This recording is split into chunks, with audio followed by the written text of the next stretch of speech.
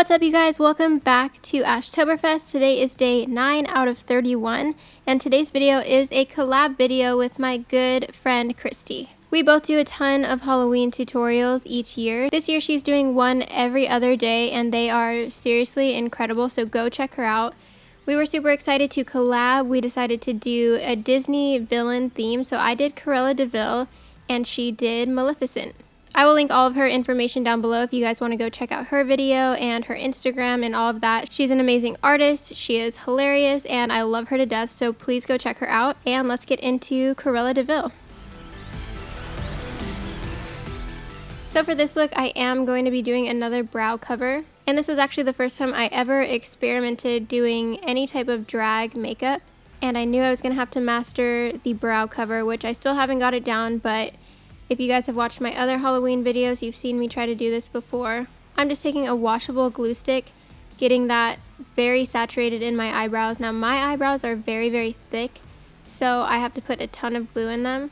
And then I'm going to brush them flat to my head and then add more glue.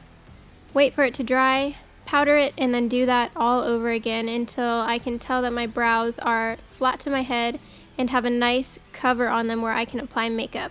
So I'm going to fast forward through this because it honestly takes like 20 minutes to do, and I'm going to move on to the next step. Once the brow cover is complete, I'm going to add some concealer on top, and normally you would want to add like a peachy tone to cover up the darkness of the brows, but I'm just going in with my Makeup Forever Ultra HD concealer in the shade Y21.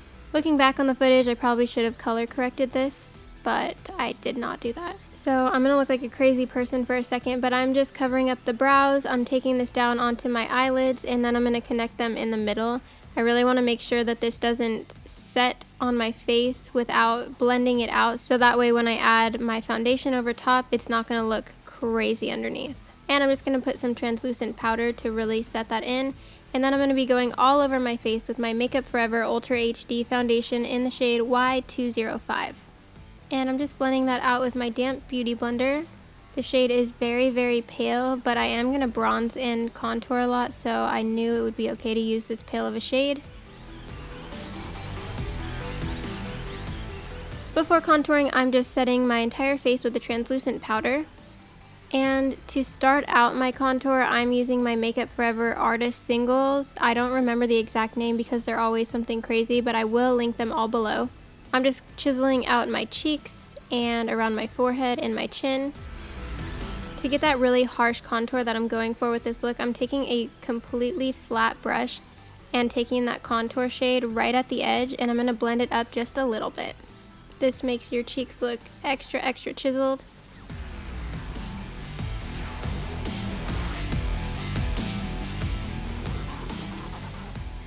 To contour my nose, I'm actually going to be adding some of that contour shade up into my brow area. This just helps me to see where I want to place my nose contour. So once I had that down, I'm taking the same contour shade on a skinny brush, and I'm going to take that from the tip of my nose up to where I had shaded in by my eyebrows.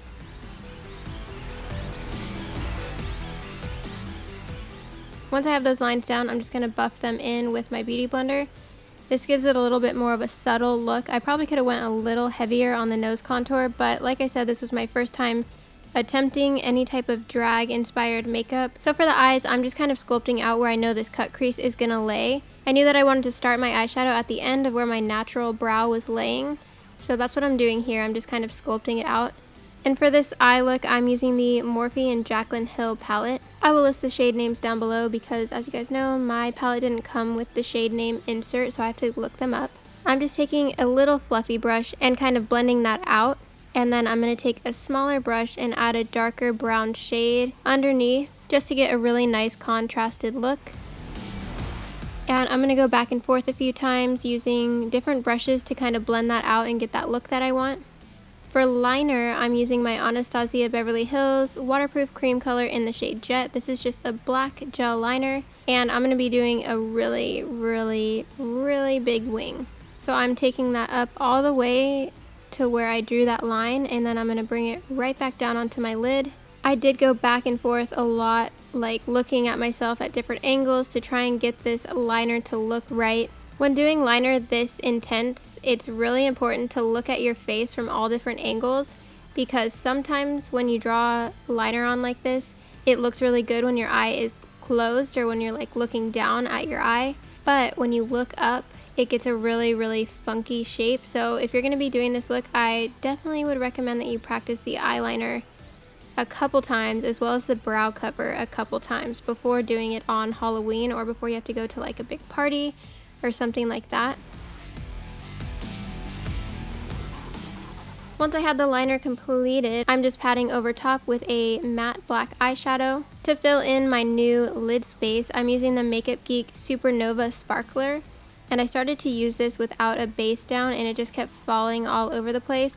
So I decided to go in with some glitter glue, and this one I was using was very chunky and nasty, so it kind of didn't work out the way I wanted it to. It was like picking up the concealer.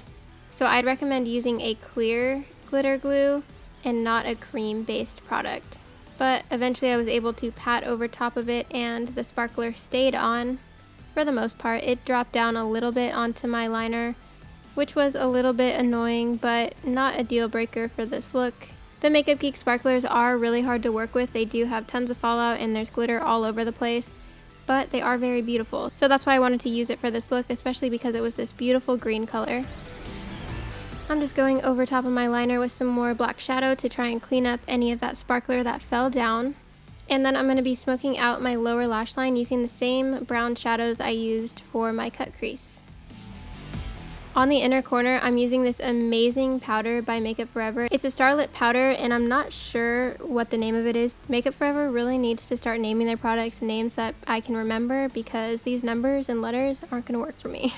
Anyways, at this point, I'm just going around and kind of blending out things and trying to perfect this look as much as I can. To map out my brows, I'm taking my Anastasia Beverly Hills Brow Wiz, and I'm just drawing a little tiny bit of a brow so that I can go in and fill it in.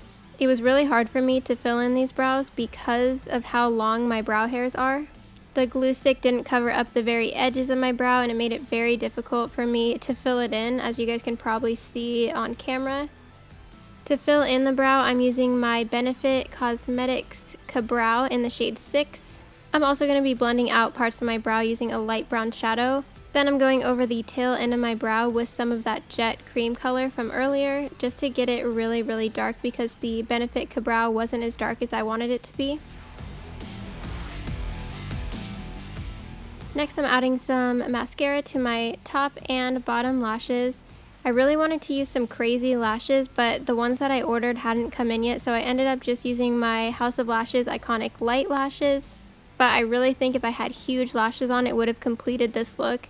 So if you decide to do a look like this, I definitely would try to get bigger lashes. For highlight, I'm using that same Makeup Forever Starlit powder, and I'm just taking my finger and kind of dotting it on and then blending it into my skin with my finger. This shade is so pretty. I don't know how. It's so bright, but when you blend it in, it's just super green and sparkly. It's honestly beautiful. I need every color. So here are my iconic light lashes. You guys already know these are my favorite lashes of all time. Still think this look would have looked better with huge lashes, but I won't complain. This look turned out really nice. For lips, I'm so sorry. I'm using my Anastasia Beverly Hills Sarafine liquid lipstick yet again. I don't know why. I've used this in so many videos for ASHTOBERFEST. I really need to stop using a red lipstick. But I'm just filling in my lips like normal. I didn't do anything different to my lip shape. And that is it for my makeup. Now I'm just going to add my wig. This wig is by Donna Love Hair. I used another wig from them in my Morticia Adams video, and this wig is from them also. I will link the style down below just in case you're curious about it, and I am actually going to be dyeing it for another video, which you guys might see the dyeing process, you might not. Haven't decided yet. But that is it for day 9 of ASHTOBERFEST. I hope you guys are enjoying this series so far. Don't forget to check out Kristi's video on Maleficent. She is linked down below. You can also follow me on Instagram, Snapchat, and Twitter. That's just atleeeey with 4 E's. And I will see you guys tomorrow for day 10 of ASHTOBERFEST. Bye!